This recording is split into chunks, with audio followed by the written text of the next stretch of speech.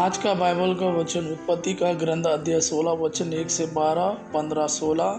दूसरा आज का सुसमाचार सन्मति के अनुसार अध्याय 7 वचन 21 से 29। उत्पत्ति का ग्रंथ अध्याय 16 वचन 1 से 12, 15, 16। अब्राम की पत्नी सारा के कोई संतान नहीं हुई थी। सारा की हगार नामक एक मिस्री दासी थी।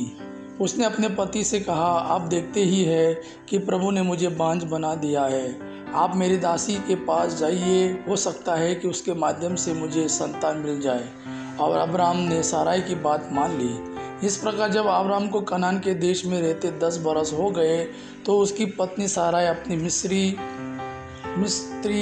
दासी हगार को लेकर आई और उसने उसे उपपत्नी के रूप में अपने पति अब्राम को दे दिया।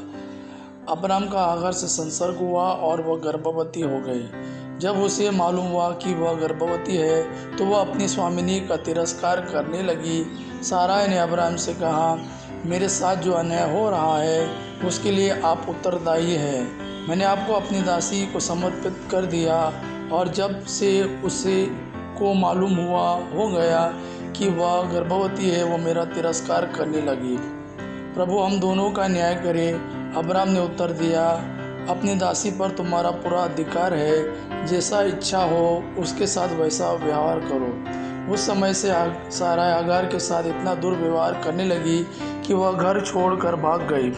प्रभु के दूत ने हगार को उजाड़ प्रदेश में शूर के रास्ते पर किसी झरने के पास पाया और उससे कहा, साराई की दासी हगार, तुम कहाँ से आई और कहाँ जा रही हो? उसने उत्तर दिया, मैं अपनी स्वामिनी साराई के यहाँ से भाग आई हूँ। प्रभु के दूत ने उससे कहा, तुम गर्भवती हो और तुम प्रसव करोगी, तुम उसका नाम इश्माएल रखोगी, क्योंकि प्रभु ने तुम्हारे प्रति दुर्व्यवहार के विषय में सुना। वह गोरखर जैसा मनुष्य होगा, वह सबों पर हाथ उठाएगा और सब उस पर हाथ उठाएंगे। वह अपने सब संबंधियों का विरोध करेगा। हगार से अब्राम को एक पुत्र हुआ और अब्राम ने उस पुत्र का नाम इश्माएल रखा। जब हगार से इश्माएल उत्पन्न हुआ उस समय अब्राम की उम्र 86 वर्ष की थी। आज का सुसमाचार सन्मति के अनुसार अध्याय 7 वचन 21 से 29। प्रभु ने अपने शिष्यों से यह कहा, जो लोग हे प्रभु कहकर मुझे पुकारते हैं उनमें से सब के सब स्वर्ग राज्य में प्रवेश नहीं करेंगे। जो मेरे स्वर्गीय पिता की इच्छा पूरी करता है वही स्वर्ग राज्य में प्रवेश करेगा।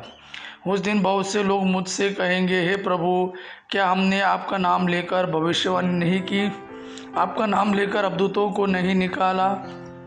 आपका नाम लेकर बहुत से चमत्कार नहीं दिखाए?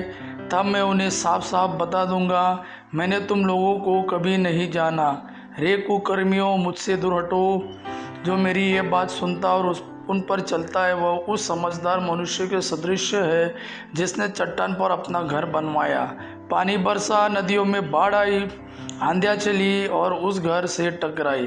तब भी वह घर नहीं ढहा, क्योंकि उसकी नींव चट्टान पर डाली गई थी।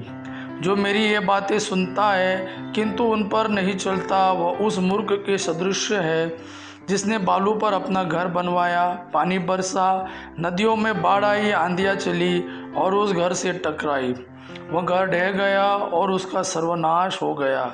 जब यीशु का यह उपदेश समाप्त हुआ तो लोग उनकी शिक्षा पर बड़े अचंभे में पड़ गए, क्योंकि वह उनके शास्त्रियों की तरह नहीं बल्कि अधिकार के साथ शिक्षा देते थे। यह प्रभु का वाणी है। प्रभु को धन्यवाद। आपा पिता की महिमा और पुत्र यीशु का प्रेम आप पर सदा सर्वदा बना रहे। आमीन।